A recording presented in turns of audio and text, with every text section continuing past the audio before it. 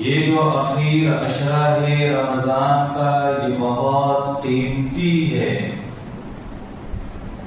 اس کی بہت اہمیت ہے۔ یہ پورے مہینے کا خلاصہ ہے۔ انسان نے، اللہ کے بندوں نے، ایمان والوں نے پورے مہینے جو اللہ کی عبادت کی، تلاوت کی اور اسی طرح سے روزے رکھے، تراویح پڑھی، تہجد کی نمازیں پڑھی، تو جس مقصد کو حاصل کرنے کے لیے انہوں نے رمضان کے شروع سے اب تک یہ عبادتیں کی ہیں، یہ آخری عشرہ اس مقصد کو حاصل کرنے کا وقت ہے۔ لہذا یہ جو عشرہ ہے یہ پورے مہینے کا خلاصہ اور نچوڑ ہے۔ اس عشرے کی ایک ایک گھڑی اور ایک ایک وقت بہت قیمتی ہے۔ حضرت سلمان فارسی رضی اللہ تعالی عنہ کی حدیث میں نبی مصطفیٰ صلی اللہ علیہ وسلم کا یہ ارشاد گرامی منقول ہے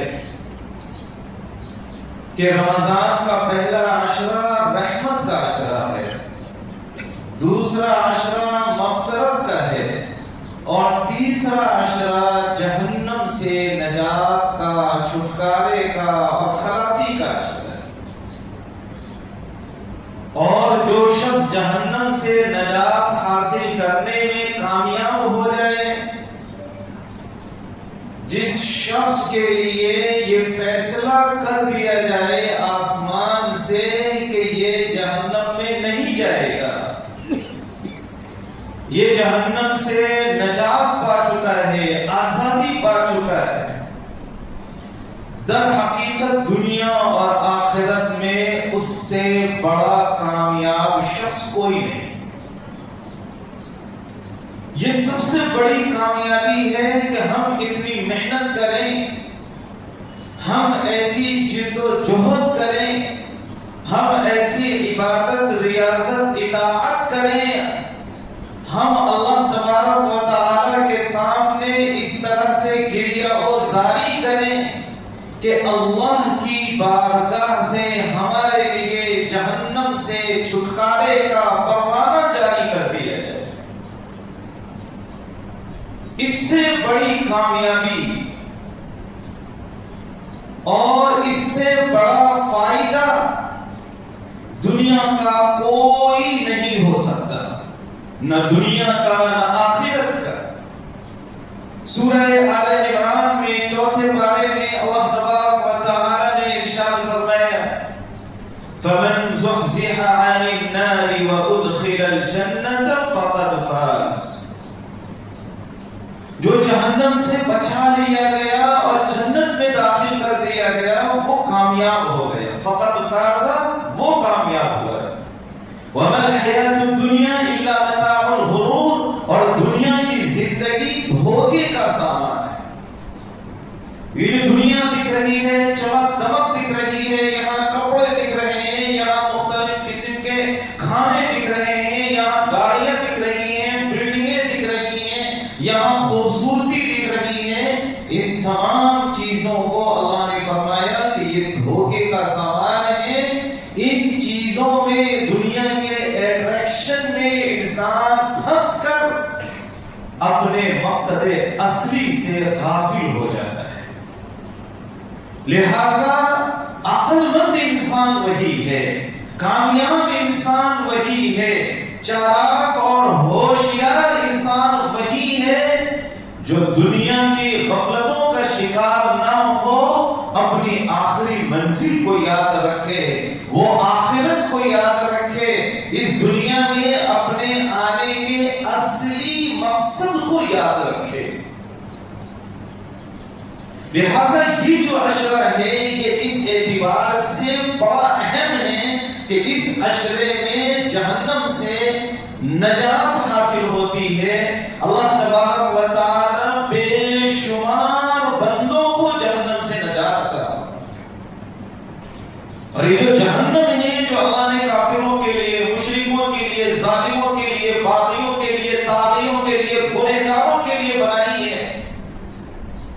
یہ بہت وسیع و عریض ہے.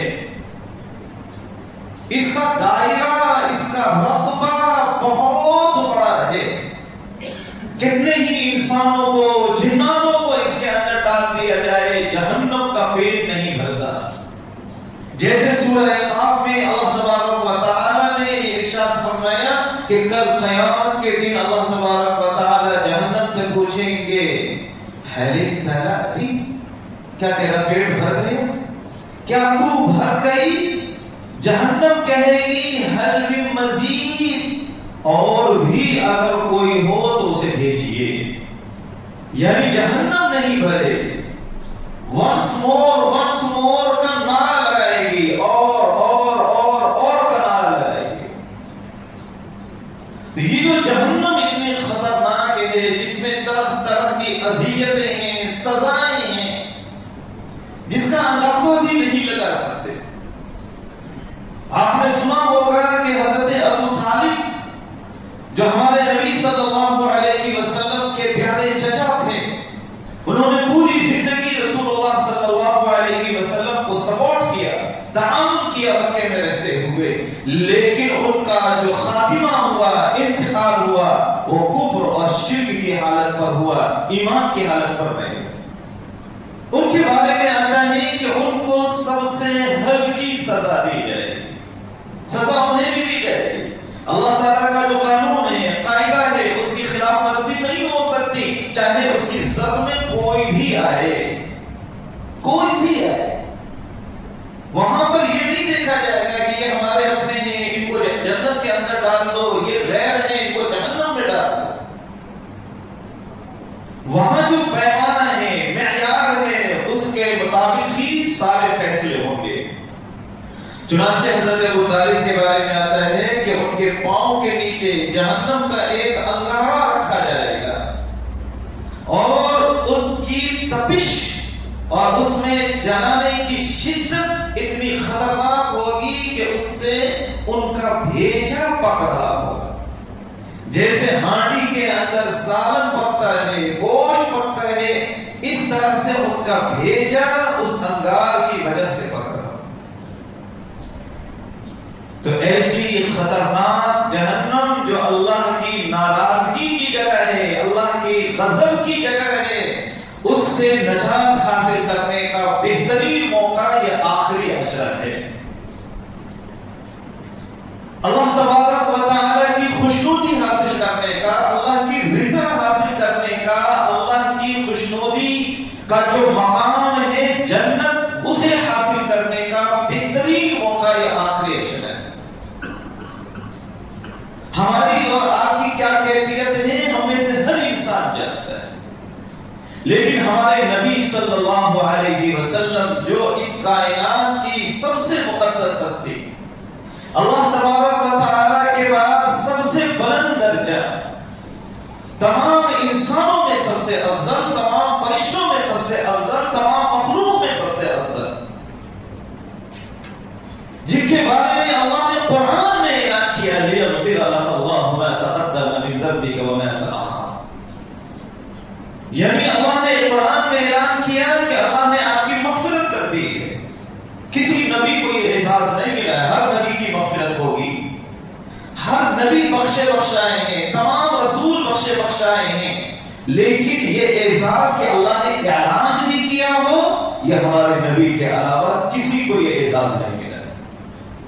ان تمام چیزوں کے باوجود اما عائشہ رضی اللہ تعالی عنہا فرماتی ہیں کہ جب رمضان المبارک کا آخری عشرہ آتا تھا تو نبی صلی اللہ علیہ وسلم عبادتوں کے اندر اتنا مجاہدہ فرماتے تھے کہ دیگر دنوں میں اتنی محنت و مشقت اور اتنا مجاہدہ نہیں فرماتے تھے. ہمارے نبی صلی اللہ علیہ وسلم نے کس طرح کا مجاہدہ فرمایا ہے عبادتوں کے اندر، ہم اسے سوچ بھی نہیں سکتے. ایک حدیث میں آتا ہے کہ عام دنوں میں تہجد کی نماز میں رسول اللہ صلی اللہ علیہ وسلم پہلی رکعت میں سورہ بقرہ کی تلاوت فرماتے تھے، دوسری رکعت میں سورہ آل عمران کی تلاوت ہوتی تھی، تیسری رکعت میں سورہ نساء کی تلاوت ہوتی تھی، چوتھی رکعت میں سورہ مائدہ کی تلاوت ہوتی تھی. کتنے پارے ہو گئے؟ 6.25 پارے ہو گئے. 4 رکعتوں میں 6.25 پارے. اور وہ ہماری طرح ریل حافظ جی کی طرح نہیں کہ بہت اسپیڈ کے ساتھ پڑھ رہے ہیں. رسول اللہ صلی اللہ علیہ وسلم بہت آہستہ آہستہ تلاوت فرماتے تھے اپنی نماز میں، نفل نماز کے اندر. اتنی ریاضت، اتنا مجاہدہ ہمارے نبی صلی اللہ علیہ وسلم کیا کرتے تھے کہ آپ کے پیر مبارک میں ورم آ جاتا تھا، سوجن آ جاتی تھی، کھڑے رہنے کی وجہ سے پاؤں موٹے ہو جاتے تھے. صحابہ جو ہمارے نبی صلی اللہ علیہ وسلم سے اپنی جان سے بھی زیادہ محبت کرتے تھے. صحابہ عرض کرتے کہ یا رسول اللہ آپ کے لیے تو اعلان ہو گیا ہے، آپ بخشائیں ہیں، پھر آپ اتنی ریاضت کیوں کرتے ہیں، اتنی محنت مشقت اور مجاہدہ کیوں فرماتے ہیں؟ تو رسول اللہ صلی اللہ علیہ وسلم نے بڑا پیارا جواب دیا، افلا اکون عبدا شکورا، کیا میں اللہ کا شکر گزار بندہ نہ بنوں؟ اللہ نے جب مجھے یہ نعمت دی ہے، میرے لیے اعلان ہوا ہے، تو کیا میں اللہ کا شکر ادا نہ کروں؟ یہ تو ناشکری ہوگی، یہ تو بے وفائی ہوگی کہ اللہ کی طرف سے جب نعمتوں کا نزول ہو اور ہماری طرف سے غفلت ہو، بے توجہی ہو، لاپرواہی ہو، اللہ کی اطاعت نہ ہو، اللہ کی فرما برداری اور بندگی نہ ہو، یہ تو بے وفائی ہوگی. عائشہ رضی اللہ تعالی عنہ ایک دوسری حدیث میں فرماتی ہیں کہ جب رمضان المبارک کا آخری عشرہ داخل ہوتا تھا تو آپ صلی اللہ علیہ وسلم پوری رات جاگتے تھے. احیا اللیل، پوری رات جاگتے تھے. وَأَيْقَظَ أَهْلَهُ، اور اپنے گھر والوں کو بھی جگاتے تھے. خود بھی پوری رات جاگتے تھے اور تمام گھر والوں کو پوری رات جاگنے کا اہتمام کرواتے تھے. وَشَدَّ الْمِئْزَرَ، اور رسول اللہ صلی اللہ علیہ وسلم اپنا تہبند، اپنی لنگی، اپنا ازار مضبوطی کے ساتھ باندھ لیتے تھے. ازار مضبوطی کے ساتھ باندھنے کا جو مطلب ہے وہ یہ کہ کوئی اہم کام کرنے کے لیے جانا ہے، کوئی بڑا کام کرنے کے لیے جانا ہے جس میں ازار ڈسٹرب نہ کرے. یہ کنایا ہے، یہ مجاز ہے، یہ استعارہ ہے اس سے کہ کوئی ہمیں بڑے مشن کے اوپر جانا ہے، جیسے کہتے ہیں آستین چڑھا دی انہوں نے. تو ہمارے نبی صلی اللہ علیہ وسلم نے یہ اہتمام جو فرمایا آخری عشرے میں، تمام راتوں کو جاگنے کا اہتمام فرمایا، عبادتوں کا اہتمام فرمایا. خود بھی جاگے ہمارے نبی صلی اللہ علیہ وسلم اور اپنے تمام گھر والوں کو بھی ہمارے نبی صلی اللہ علیہ وسلم نے جاگنے کا حکم فرمایا، ان کو بھی جگایا. اور جاگنے کا مطلب یہ نہیں ہے کہ صرف جاگنا اور جاگنے کے بعد باتیں کرنا، ہوٹل بازی کرنا، حریم کھانا، چائے پینا، پان کھانا، یہ جاگنے کا مطلب نہیں ہے. اس طرح اگر کوئی جاگتا ہے تو اس سے بہتر ہے کوئی شخص سو رہا ہے. جاگنے کا مطلب ہے جاگ کر اللہ کی عبادت کرنا. کبھی کھڑے ہو کر نماز پڑھنے لگے، تھک گئے تو بیٹھ کر نماز پڑھنے لگے، کبھی سجدے میں، کبھی رکوع میں، کبھی تلاوت کرنے لگے، کبھی ذکر و اذکار کرنے لگے، کبھی استغفار کرنے لگے، کبھی ہم اپنے نبی صلی اللہ علیہ وسلم پر درود شریف بھیجنے لگے. اس طرح کی مختلف عبادتوں کے اندر اپنی پوری رات کو مصروف رکھنا، یہ جاگنے کا مطلب ہے. صرف جاگنا اور جاگ کر عبادت نہ کرنا بلکہ اس کے علاوہ دوسرے دنیاوی کام کرنا، یہ جاگنے کا مطلب نہیں ہے. اس طرح کے جاگنے کے اوپر اللہ کا کوئی وعدہ نہیں ہے. اللہ کی طرف سے اس طرح کے جاگنے کے اوپر کوئی نعمت نازل ہونے والی نہیں ہے. یہ جو آخری عشرہ ہے اس کی اہمیت اس اعتبار سے بھی بڑھ جاتی ہے کہ اسی آخری عشرے میں اللہ تبارک و تعالی نے اس امت کو، صرف اور صرف اس امت کو ایک عظیم رات عطا فرمائی ہے جسے ہم شب قدر کے نام سے جانتے ہیں، جسے قرآن کریم میں کہیں لیلۃ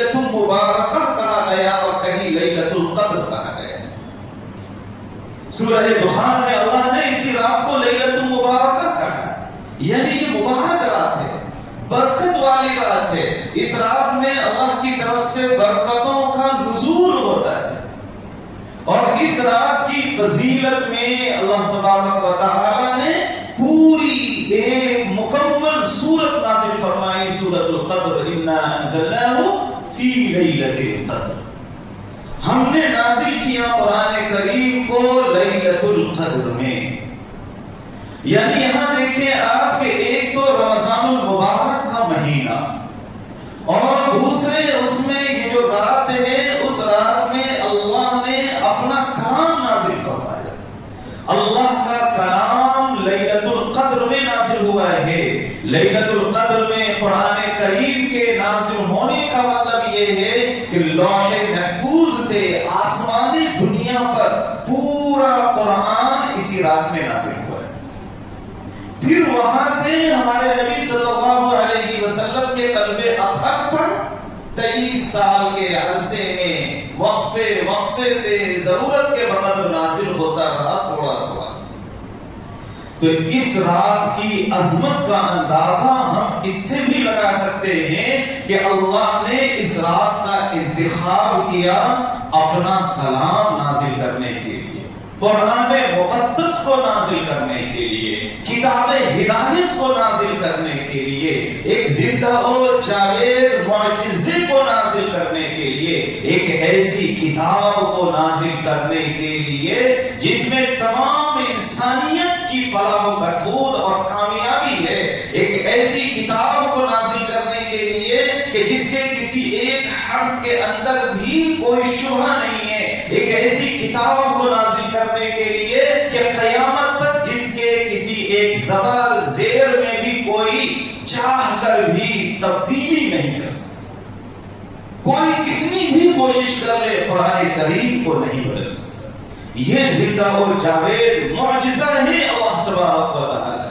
ایک کتاب کے جب مختلف ایڈیشنز ہوتے ہیں، ایک ایڈیشن کے بعد جب دوسرا ایڈیشن آتا ہے تو دوسرے ایڈیشن میں بہت ساری چیزیں بدلی ہوئی ہوتی ہیں، اور اگر لمبا زمانہ گزر جائے، وہ کتاب بہت پرانی ہو جائے، تو پھر اصل کتاب میں اور نئی کتاب میں بڑا فرق ہو جاتا ہے۔ لیکن قرآن کریم ایک ایسی کتاب ہے کہ قیامت تک کروڑ اربوں خربوں اس کے ایڈیشنز اور اس کے نسخے اور اس کی طباعتیں اور اس کی کتابتیں ہوتی رہیں گی، لیکن کوئی اس کے ایک حرف، ایک لفظ، ایک جملہ، ایک آیت کے اندر بھی چاہ کر بھی، کوشش کر کے بھی، ایڑی چوری کی جد و جہد کر کے بھی چاہے تو تبدیل نہیں کر سکتا۔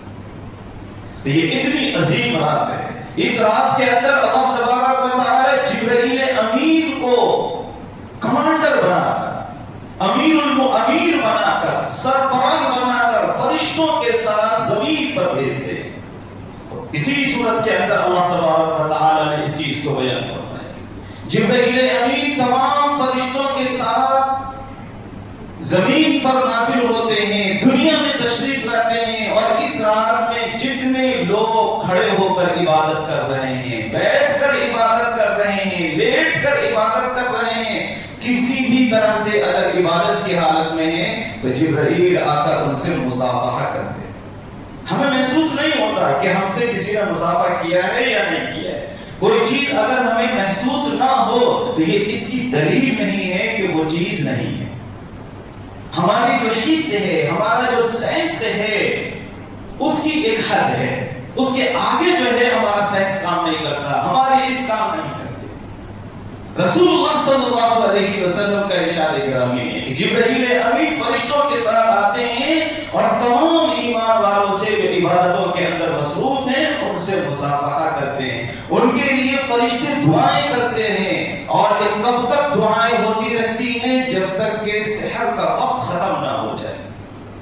یعنی یہ جو شب قدر ہے، لیلۃ القدر ہے، یہ پوری رات رہتی ہے، افطار کے وقت سے لے کر سحر کے وقت تک پوری رات کی شب قدر رہتی ہے۔ رسول اللہ صلی اللہ علیہ وسلم نے اپنی امت کو اس بات کی تاکید فرمائی ہے کہ یہ شب قدر ہے، یہ جو راتیں ہیں، ان راتوں کے اندر ہم جاگیں اور جاگ کر ہم اللہ کی کی نعمتیں حاصل کریں، اللہ کے وعدوں کو حاصل کریں، ہم زیادہ سے زیادہ نیکیاں حاصل کریں، ثواب حاصل کریں۔ شب قدر کی تلاش اور جستجو ہمارے اندر ہونی چاہیے۔ رسول اللہ صلی اللہ علیہ وسلم کا ارشاد گرامی ہے تحروا لیلۃ القدر من الوتر من العشر الاواخر من رمضان، کہ لیلۃ القدر کو رمضان کے اخیر عشرے کی طاق راتوں میں تلاش کرو۔ یہ جو طاق راتیں ہیں، ان طاق راتوں کے اندر ہمیں تلاش کرنا ہے۔ ویسے تو اگر توفیق ملے تو ہمیں آخری عشرے کی تمام راتوں کو جاگ کر اور عبادت کے اندر گزارنا چاہیے۔ جو نوجوان ہیں، جوان ہیں، جو مضبوط صحت کے مالک بچے ہیں، ان کو تو یہ تہیہ کرنا چاہیے کہ ہر سال آخری عشرے کی پوری رات ہم مسجد میں گزاریں گے، عبادت میں گزاریں گے۔ مسجد میں نہیں گزار سکتے، اپنے گھر میں بھی عبادت کر سکتے ہیں، اپنے گھر میں عبادت کے اندر گزاریں۔ جب تک اللہ نے ہمیں ہمت دی ہے، طاقت دی ہے، صحت دی ہے، تب تک ہم یہ کام ضرور کر لیں، اس لیے کہ جب بڑھاپا آئے گا، اور ضرور آئے گا اگر اس سے پہلے موت نہ آئی تو، جب بڑھاپا آئے گا تو ہم چاہ کر بھی راتوں کو نہیں جا سکتے۔ ہمارے جو قوہ ہیں، ہمارا جو جسم ہے، وہ اس بات کی اجازت نہیں دیتا کہ ہم پوری رات جاگیں۔ ایسی صورتحال ہو جاتی ہے انسان کی صحت کی، جسمانی صحت کی۔ لہذا اس جوانی کے دورانیے کو، جوانی کی عمر کو غنیمت جاننا چاہیے اور اس میں محنت و مشقت کرنی چاہیے۔ جیسے جوانی کے اندر ہمارا گول ہوتا ہے کہ ہم جلدی سے کوئی کورس کمپلیٹ کر کے کہاں جائیں گے؟ آسٹریلیا جائیں گے، وہاں زیادہ سے زیادہ کما کر حیدرآباد کے اندر ایک بڑا گھر بنانا ہے۔ جوانی میں کرتے نا، یہ کہتے ہیں جب بڑھاپا آئے گا تب ہم یو کے کو جائیں گے۔ کوئی نہیں کہتا کہ جب بڑھاپا آئے گا تو آسٹریلیا جائیں گے، یو کے جائیں گے، فلاں جگہ جائیں گے اور پھر وہاں سے کما کر جو ہے اپنی لائف سیٹل کریں گے۔ بڑھاپے پر کوئی بھی بھروسہ نہیں کرتا، وہاں تک کوئی بھی اپنے اہم مقصد کو ڈیلے نہیں کرتا۔ یہ جو مقصد ہے یہ ہماری زندگی کا اس سے بھی زیادہ اہم مقصد ہے۔ ہم آسٹریلیا جس مقصد سے جاتے ہیں، یو کے جس مقصد سے جاتے ہیں اور دوسری کنٹریوں کو جس مقصد سے جاتے ہیں، اس سے زیادہ اہم، اس سے زیادہ ضروری یہ مقصد ہے کہ ہم رمضان کے آخری عشرے کی راتوں میں عبادت کریں اور عبادتوں میں ان راتوں کو گزاریں، اللہ کی جانب سے مغفرت حاصل کرنے میں کامیاب ہو جائیں اور جہنم سے نجات کا پروانہ حاصل کرنے میں کامیاب ہو جائیں۔ اس عشرے کی ایک اور فضیلت یہ ہے کہ اس میں اللہ تبارک و تعالی نے ایک منفرد عبادت رکھی ہے جسے اعتکاف کی عبادت کہا جاتا ہے۔ یہ جو اعتکاف کی عبادت ہے بہت ہی یونیک، بہت ہی منفرد، بالکل الگ قسم کی عبادت ہے۔ جو بندہ اعتکاف کرتا ہے اس کی مثال ایسی ہے کہ جیسے وہ گویا کہ اللہ کے در پر آ کر پڑ گیا ہو اور وہ ضد پر اڑ گیا ہو کہ یا اللہ آپ ہمیں معاف کر دیں، ہماری مغفرت فرما دیں۔ اللہ کی طرف سے جتنے وعدے ہیں تمام وعدوں کو حاصل کرنے کے لیے وہ ضد پر آ گیا ہو، اصرار پر آ گیا۔ کوئی اللہ کے دربار میں جائے، اللہ کے سامنے ہاتھ پھیلائے، اللہ سے ضد کرے تو کیا اللہ تبارک و تعالیٰ اس کی دعا قبول نہیں کرے؟ اس کی مراد پوری نہیں ہوگی، اس کا مقصد حاصل نہیں ہوگا۔ جبکہ اللہ ماں سے بھی زیادہ کیا کرتے ہیں؟ اپنے بندوں سے محبت رکھتے ہیں۔ ماں سے ایک مرتبہ، دو مرتبہ، تین مرتبہ میں بچے جو ہے پیسے دینے میں کامیاب ہو جاتے ہیں۔ کتنی جلدی ماں راضی ہو جاتی ہے، اور جب اللہ تعالیٰ ماں سے بھی زیادہ محبت کرتے ہیں تو آپ اندازہ لگائیں کہ اللہ اور کتنی جلدی راضی ہو جاتے ہیں۔ معتکف کی مثال ایسی ہے کہ جیسے اللہ کا مہمان، میزبان ہے اللہ اور مہمان ہے یہ معتکف۔ میزبان کس درجے کا؟ رب العالمین، خالق الارض والسماوات۔ ایسا کریم میزبان کیا اپنے مہمان کو نامراد چاند رات کو واپس کر دے گا؟ ممکن نہیں ہے۔